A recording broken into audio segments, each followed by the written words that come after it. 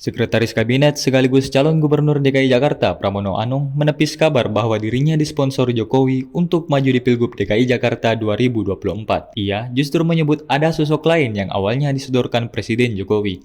Dikutip Tribun Timur dalam wawancaranya dengan awak media pada Kamis 29 Agustus 2024, Pramono mengaku bahwa awalnya nama yang disodorkan Jokowi adalah Menteri Pekerjaan Umum dan Perumahan Rakyat Basuki Hadi Mulyono. Nama Basuki disebut dalam perbincangan antara Pramono dengan Presiden RI dan Menteri Sekretaris Negara Pratikno di Istana Negara. Pramono juga mengatakan bahwa Basuki sempat mengetahui tawaran tersebut, namun ditolak dan malah meminta Pramono untuk maju mencalonkan diri. Sejalan dengan itu, Pramono menyatakan bahwa ia juga menolak tawaran tersebut. Namun, secara mendadak Pramono mengungkapkan bahwa PDIP mengajukan namanya sebagai Cagup DKI Jakarta.